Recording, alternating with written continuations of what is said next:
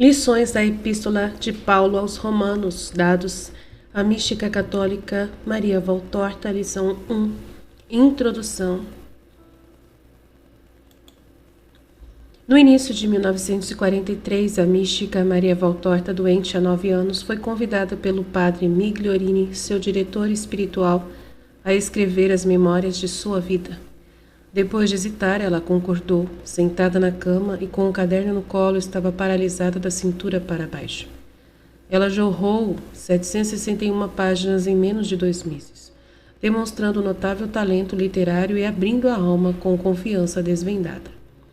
Ela havia, por assim dizer, se libertado do passado, confiada aos 7 cadernos manuscritos entregues ao confessor, quando uma voz já conhecida de seu espírito ditou-lhe uma página de sabedoria divina, que era o sinal de uma virada inesperada. Era 23 de abril de 1943, sexta-feira santa.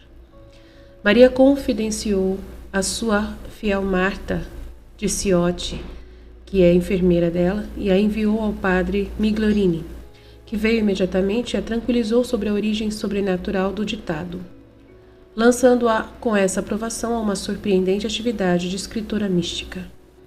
Escreveu todos os dias durante anos até preencher 122 cadernos que se somaram aos 7 da sua autobiografia. Reunimos seus escritos sobre vários temas em sucessão cronológica e publicamos em 3 volumes. O primeiro caderno de 1943, o primeiro caderno de 1944 e o caderno de 1945 a 1950.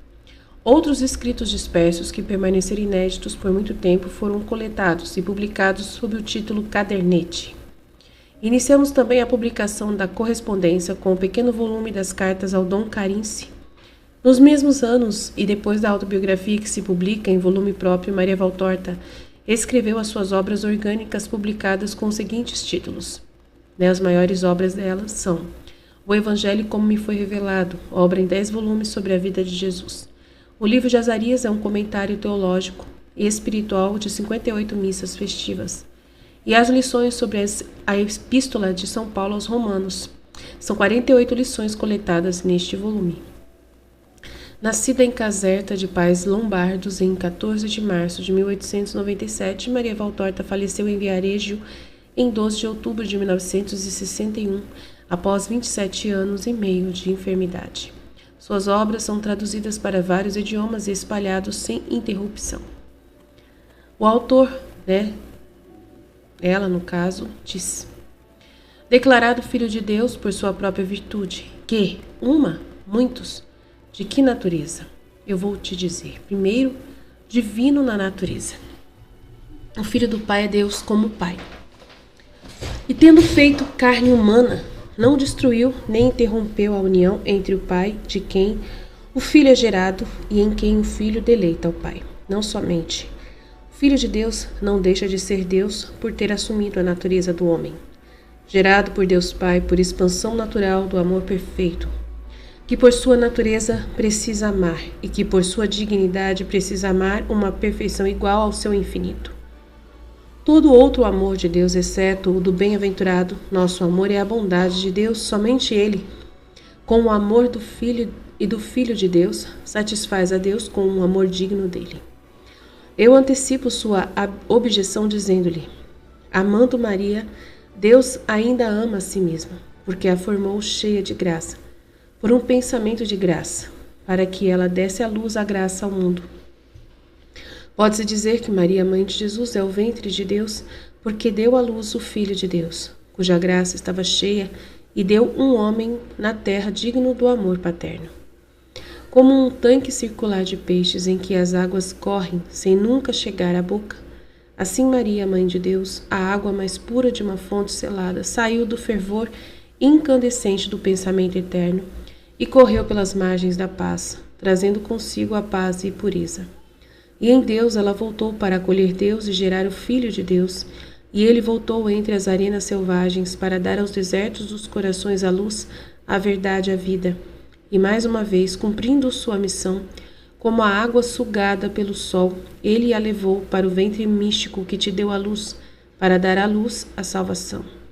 E aí está, fonte inviolável de pureza, o único espelho digno da perfeição que esquece tudo o que se ofende ao olhar para a Imaculada Conceição. O Verbo não deixa de ser Deus porque se fez homem, não é? Tomada a humanidade, aviltamento da divindade. Não é rebaixar a divindade, né? Não é um abaixamento da divindade, um rebaixamento da divindade de Cristo por ele se fazer homem, né?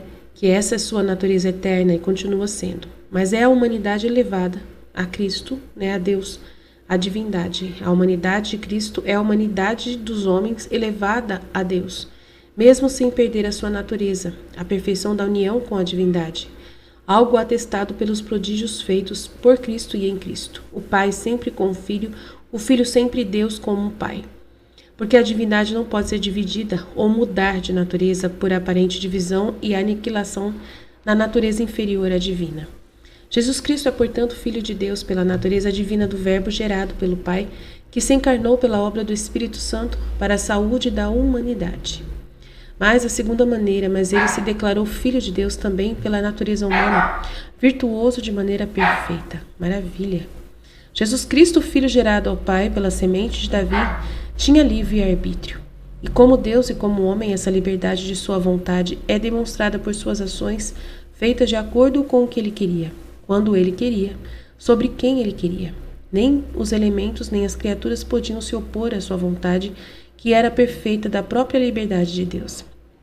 Só uma vez eles poderiam, mas então foi porque o Filho de Deus não abusou. Ele não abusou de seu poderoso livre-arbítrio para escapar da morte na cruz. Se o tivesse feito, teria feito roubo, abuso, prevaricação de seus infinitos poderes como Filho de Deus. E um Lúcifer rebelde, ainda mais do que Lúcifer, teria se tornado. Mas Cristo nunca foi rebelde, nada, nem mesmo a repugnância humana natural, a tortura o tornava assim. Porque acima de seu livre-arbítrio estava a vontade do Pai, a divina vontade reinando em Cristo. E o Filho divino mais perfeito de sua natureza igual ao Pai não aproveitou disso, mas com amor reverente sempre dizia àquele que o havia gerado: faça-se a tua vontade. Uau! E manso e obediente estendeu seus pulsos às torções para ser arrastado para o sacrifício. Ele, portanto, tinha livre arbítrio, mas ele usou isso para ser perfeito como homem, na divina vontade. Assim como ele era perfeito como Deus. Disse, ele não podia pecar, porque vivia na divina vontade. Essa palavra estaria correta se Cristo fosse somente Deus. Deus não pode pecar sendo perfeito, mas sua segunda natureza estava sim sujeita à tentação. E as tentações são um meio de pecar, se não forem rejeitadas. E duras tentações foram desencadeadas contra Jesus. Todo o ódio contra ele, todo o rancor, todo o medo, inveja do inferno e dos homens contra ele. Contra o forte se sentia um vencedor, mesmo que tivesse a doçura de um cordeiro. Jesus não queria pecar. Dê ao forte o devido reconhecimento de sua fortaleza. Ele não pecou porque não queria pecar. Ele não tinha vontade humana para pecar. E também por causa de sua perfeição na justiça, contra todas as armadilhas e eventos, ele declarou que era Filho de Deus. Não lhe foi dito também a você, sejam deuses e filhos do Altíssimo? Ele era assim, porque em sua humanidade igual à sua, ele era Deus e Filho do Altíssimo pela justiça de todos os seus atos. A sabedoria vos diz, ó homens, que a declaração da filiação divina em Jesus, nascido de Maria, da linhagem de Davi, assim como da palavra do Pai, dos milagres, da palavra do Mestre, de sua ressurreição, é dada por este seu domínio sobre as paixões do homem e sobre as tentações dadas ao homem. Santo por natureza divina, quis também ser santo segundo a natureza humana. Verdadeiro primogênito da família eterna dos filhos de Deus, cordeiros do reino de Deus, dos céus. Finalmente, ele se declarou Filho de Deus para a sua ressurreição espontânea. Deus, ele para si mesmo, Deus homem, morto pelos homens para a sua saúde, para a salvação dos homens, consumou o sacrifício, dada a prova segura de que estava morto, infundiu novamente a vida e de si mesmo, sem espera e julgamento, glorificou também seu corpo, vencendo todas as misérias decorrentes do primeiro pecado original. Então, essa explicação dos Romanos é sobre os de 1 a 3, Romanos 1, 3 a 4. 1, 3 a 4. Que se refere... Deixa eu pegar aqui a carta para a gente acompanhar. 1, 3, 4.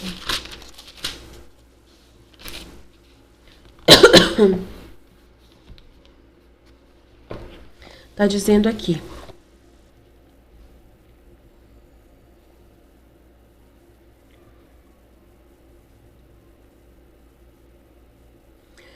Desde o início, eu vou ler. Paulo, servo de Jesus Cristo, chamado para ser apóstolo, escolhido para anunciar o Evangelho de Deus, que por Deus foi prometido através de seus profetas nas Santas Escrituras. Esse Evangelho se refere... Aí o 3. Esse Evangelho se refere ao Filho de Deus, que como homem foi descendente de Davi, segundo o Espírito Santo, foi constituído Filho de Deus com poder, através da ressurreição dos mortos. Jesus Cristo, nosso Senhor. Então, esse é o pedaço. Falando sobre a origem de Jesus, né? Sobre a origem de Jesus, o Filho de Deus. Foi descendente de Davi, segundo o Espírito Santo, foi constituído Filho de Deus com poder através da ressurreição dos mortos. Jesus Cristo, nosso Senhor. Então, tá falando sobre a origem, né, da divindade de Cristo. Como homem e como Deus ao mesmo tempo. Então, tá falando sobre essa realidade. Vamos para o próximo capítulo. Que vai ser referente a Romanos 1, 17 a 17. Vou aproveitar aqui. 17 a 17. Vai falar, de fato, no Evangelho, a justiça se revela única e exclusivamente através da fé. Conforme diz a Escritura, o justo vive pela fé. Então, essa parte. O justo vive pela fé. O autor, São Paulo, disse isso. Ao citar essas palavras, o apóstolo, outrora orgulhoso de sua própria ciência rabínica, torna-se uma criança. Isto é, humilde, simples e confessa a ele mesmo. Não me envergonho do Evangelho, virtude de Deus para a salvação de cada crente. De fato, nela se manifesta a justiça de Deus que vem da fé e tende para a fé.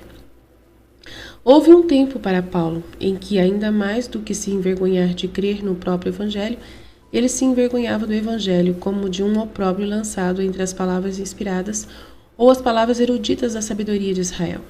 E para apagar aquela vergonha escrita na mente dos seguidores do Nazareno, ele os perseguiu extinguindo em uma só palavras evangélicas e vida, acreditando que estava vencendo. Mas o Verbo eterno, aquele que nenhuma força humana ou diabólica pode silenciar, desembarcou no caminho de Damasco, perguntando-lhe: por que me persegues? Aqueles que oprimem as pequenas vozes, aqueles que oprimem aqueles que falam em nome de Deus, e que eles, os doutos de agora, sabem como eram chamados no Antigo Testamento. E sabem qual é sua missão, pois eles são e sempre serão até o fim dos tempos, como arautos de Deus entre as multidões cegas. Muitos devem eles meditar e aprender com aquele: você me persegue. E temer perseguir a palavra e tremer ao fazê-lo. No instrumento de Deus vive Deus, não de maneira comum, mas de maneira extraordinária. A personalidade humana não é mais do que o véu que guarda o Santo dos Santos em ação, pois Deus nunca está inerte em seu trono, além do véu. Nunca está parado, né? Quando as hostes ferozes dos caldeus derrotaram os israelitas na capital, ainda sem pagar queimaram a casa de Deus e levaram as riquezas e as santidades do templo. Quando as poderosas legiões romanas destruíram para sempre, de acordo com a profecia de Jesus Cristo, o templo de Mória, contra quem realmente eles atacaram? Contra apenas o edifício, o sacerdócio e as ferramentas do templo, ou contra a entidade material que na mente dos israelitas o preenchia com o eu? Digo, na mente dos israelitas, porque desde a hora nona daquela paraseve, que é o abismo da misericórdia, o abismo do crime, o Espírito de Deus abandonou o Santo dos Santos. E lá estava vazio, mesmo nas horas de incenso, a glória do tabernáculo. Mas a ideia ainda estava lá. E essa ideia era toda para Israel. Contra quem o inimigo perseguiu? Contra homens e pedras ou contra a ideia? Contra a ideia. Para acertar as pessoas, ele acertou a ideia. Destruído, disperso. Ó miseráveis, miseráveis homens superficiais que, mesmo sendo católicos praticantes, são tão indiferentes à ideia, ao cristianismo, à igreja, que são a ideia que é a força, poder, coesão, vitória, salvação contra os exércitos humanos e extra-humanos dos servos do dragão. Medite esta grande lição que vem dos tempos. Quando a inércia, o pecado ou consentir com as doutrinas satânicas permite que os inimigos de Deus e os espíritos ataquem, destruam, dispersam a ideia única, santa, verdadeira e eterna: Deus. no que ele prega e o representa. Tudo, eu digo tudo, está espalhado e destruído, até mesmo o que você não gostaria que fosse. Seu bem egoísta pessoal. Fortuna familiar, quietude, a própria família, às vezes. Levantai-vos, ó cristãos. Um dia, Jesus que dormia foi gritado, acorda, ó mestre, porque estamos perecendo. Mas agora é Deus quem clama a vocês. Acordem, ó cristãos, porque se não acordarem, perecerão. A tempestade está sobre você. Ao velho Israel foi dito, as tuas tendas, ó Israel, para juntá-lo em defesa da religião e da pátria, a vós eu clamo. Aos vossos tabernáculos, ó povo cristão, a sua fé, ao seu Senhor Jesus Cristo, ao vencedor que vence Satanás surgir. Reacenda a luz e o fogo da fé e da caridade. Despite de tuas vestes excessivamente carnais que te fazem embotado e preguiçoso, e reviste-te da justiça. Você sozinho deve salvar a si mesmo. Na sua vontade está a sua vitória. Deus te observa, mas não te salva mais, por vontade própria. Ele fez tantas vezes, e você, da vitória da salvação, deu um passo para descer na escuridão, na geada, no vício. Eu disse isso no início do trabalho do pequeno João, Maria Valtorta. Você riu, zombou ou xingou a vozinha que repetia minhas palavras para você. Mas muitos, por serem divinos, já se cumpriram. Não ria, não jure por isso. Dê boas-vindas a eles. Defenda-se, suas famílias, sua paz, seu bem-estar, defendendo a ideia divina, a igreja, a fé. Satanás e seus servos tentam atingir a ideia, a igreja, a fé que é o coração. O sangue é a respiração que mantém viva a sua própria vida. Doloroso sim, cansativo sim, mas se Satanás triunfar em um mundo sem Deus, 3 vezes ai de você. Você não sabe, não levanta o véu daquele horror que já está instalado e fecha as fileiras para lançar o ataque. Indico a vocês, céu, Deus, aponto para vocês o coração do cristianismo. O Vaticano, Roma, é o coração do cristianismo. Eu te aponto para o tabernáculo. Defenda a igreja para serem defendidos. E pondere bem minhas palavras. E não seja singularmente semelhante àqueles que estão prestes a perseguir a Deus em sua ideia, na igreja romana, na fé, perseguindo Jesus Cristo em suas pequenas vozes. Não persiga Jesus Cristo, eu digo, porque Ele, a vós que oprimeis os seus instrumentos, diz com a sua divina e justa sinceridade. Por que me persegues? Sim, você. Ele persegue nestes a quem você não dá paz. Sim, você. Ele persegue nestes porque você nega que a palavra fale neles. O Espírito Santo fala, que é sempre o autor de todo ensinamento divino. Imite Paulo em seu segundo período da vida mortal, já que sabe imitá-lo quando ainda é Saulo de Tarso, da tribo de Benjamim, fariseu e perseguidor dos cristãos.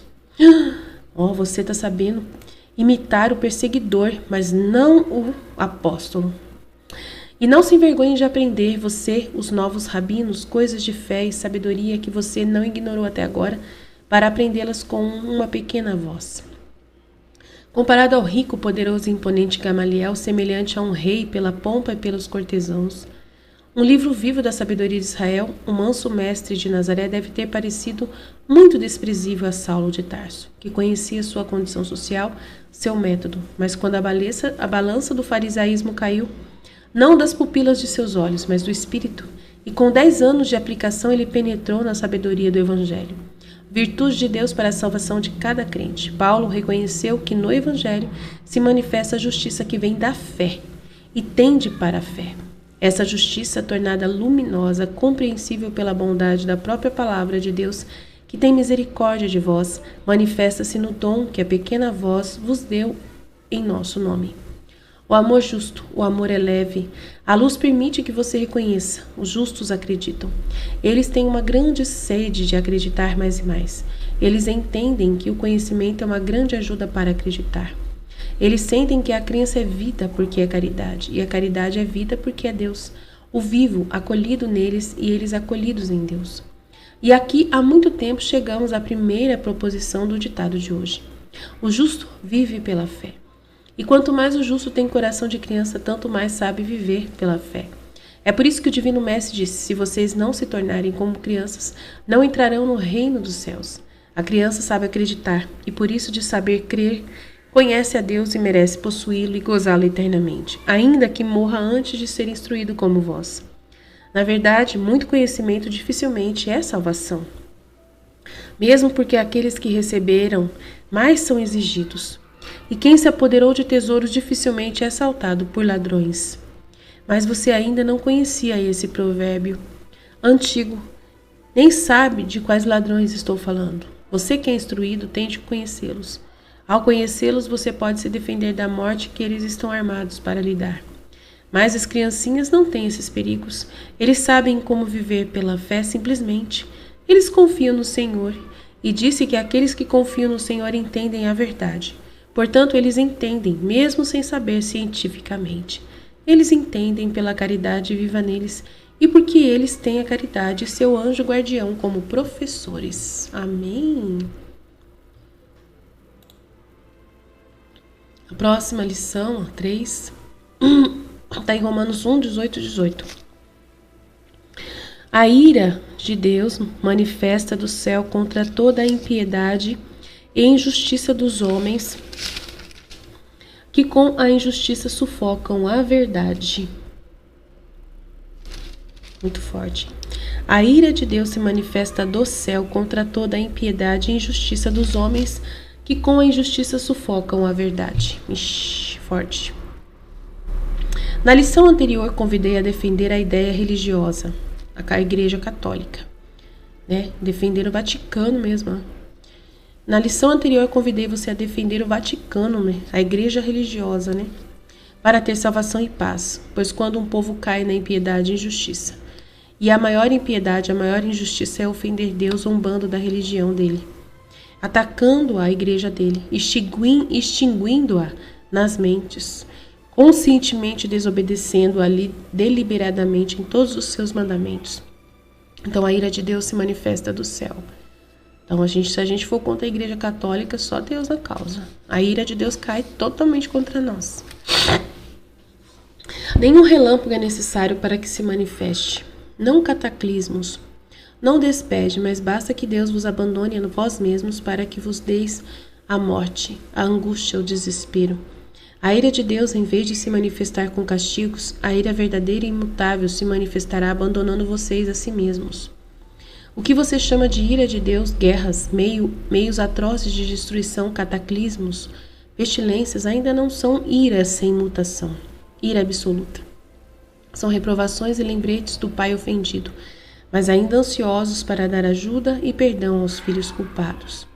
Mas quando toda maldade e injustiça estiver no coração dos 99 de 100 da humanidade, meu Deus do céu, tomara que não chegue esse dia, meu Pai. Ajuda nós, Senhor. 99 de 100? Uau! Quando a maldade e a injustiça mental ou material invadirem todas as classes sociais e até a abominação tiver penetrado na casa de Deus, que é o Vaticano, a abominação da desolação da qual o profeta fala, a palavra confirma, nem você ainda deu o significado correto à palavra desolação, que é dito ser um sinal do fim. E será, então, Deus, ou então no templo lá de Jerusalém, se reconstruírem o templo, né? Pode ser também. Que é dito ser um sinal do fim, será então Deus, não levará mais volta com castigos e paternos, que infelizmente é verdade, eles salvam uns poucos, mas porque a maioria já são servos de Satanás. Lindos, Padre. Mas ele os deixará sozinhos, ele vai retirar, não vai mais agir. Isso que é ira, é Deus se retirar, meu Deus do céu. Até o momento em que o lampejo de sua vontade ordenará a seus anjos que abram os 7 selos. Mas já foi aberto 7 selos.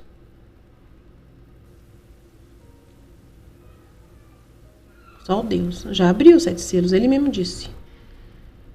Né? Vai abrir de novo, né? Toquem as 4 trombetas, libertem a água dos 3 ais. E então horror, a 5ª trombeta será soprada. Ah, são 7 castigos, será? 7 castigos? Deve ser os 7 castigos, né? A 5ª trombeta será soprada e o Judas dos últimos tempos, anticristo, abrirá o poço do abismo para trazer à tona o que o homem desejará mais do que Deus. Credo, vai trazer à tona o que o homem desejará mais do que Deus? O poço do abismo vai trazer à tona o que o homem desejará mais do que Deus. ser Deus, ser o próprio Deus. Anarquia, eu acho que é anarquia, vai acontecer uma anarquia, alguma coisa assim, né? Ou então ai, nossa senhora, dá até medo que pode acontecer, não dá nem para saber. Quando você já está nesta hora ou está prestes a entrar? Temer. Você se pergunta, mas não se arrepende. Você não será informado quando. Não vai ser informado quando. Você tem que se arrepender mesmo sem saber quando vai acontecer essas coisas. Está escrito no coração dos profetas atuais. Mas o que? Os 7 trovões. É isso que é os 7 trovões. Isso que eu achei estranho, porque os 7 trovões não foram revelados ainda. Mas os 7 selos já foram abertos. Pelo menos é o que Jesus já disse lá em 1943, no livro que eu li. Da Valtorta, nesse mesmo livro dela, nessas obras dela, foram escritos. Jesus falou que abriu os 7 selos, né?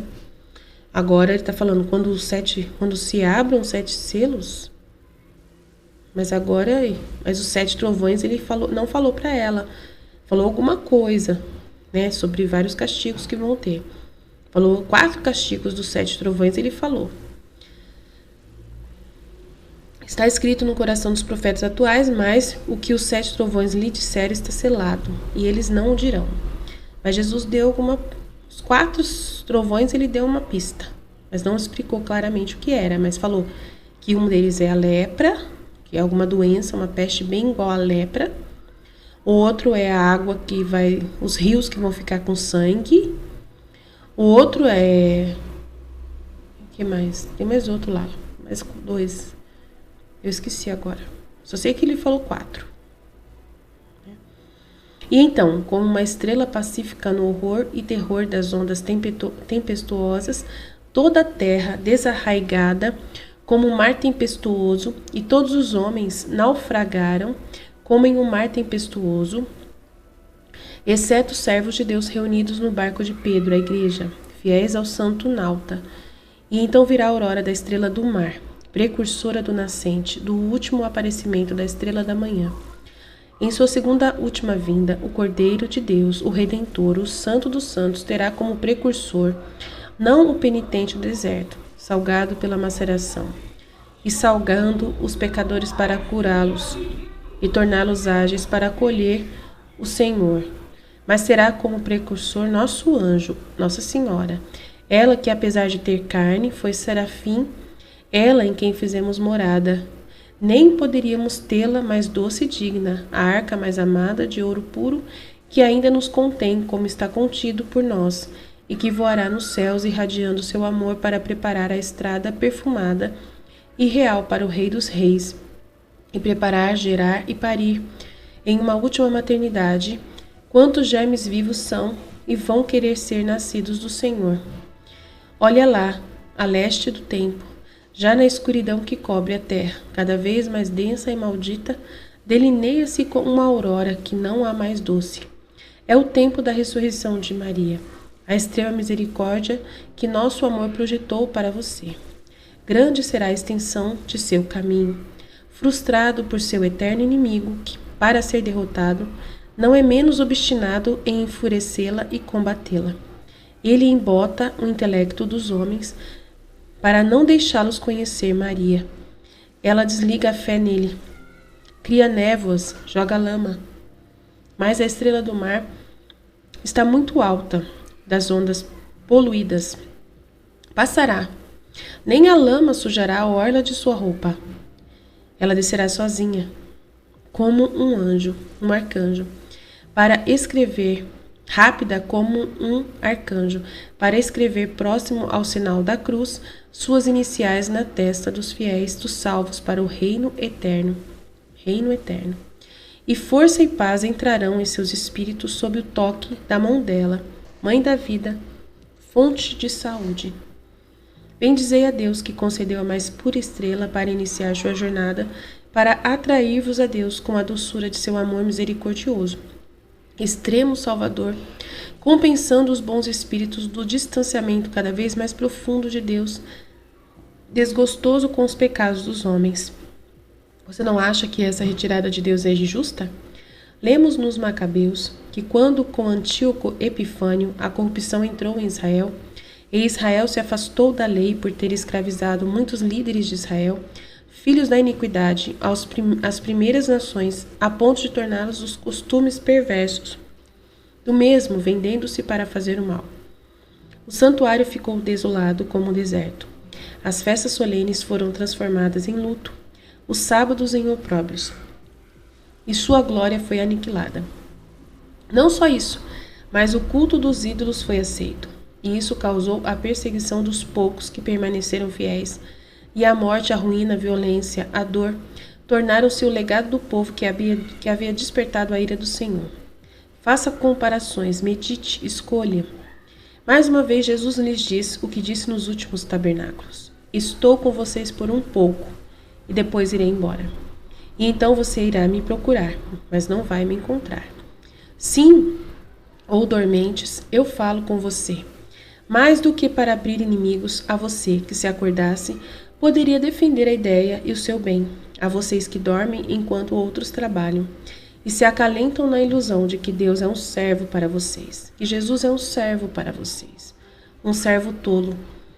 E um servo tolo que, depois de ter sido negligenciado, não procurado, não seguido até o ponto de convencê-lo a sair, dada a inutilidade de permanecer entre vocês, que ele esteja pronto e propenso à sua necessidade quando quiserem, quando você estiver prestes a ser submerso, e finalmente, mas não para sempre, você acordará. Ixi. Meu Deus, assustador isso aqui. Busque o Salvador enquanto ele ainda está entre vocês, antes que o ódio o envie para além de suas fronteiras. Para em Efraim, entre os povos, subindo para a luz, enquanto você afunda nas trevas.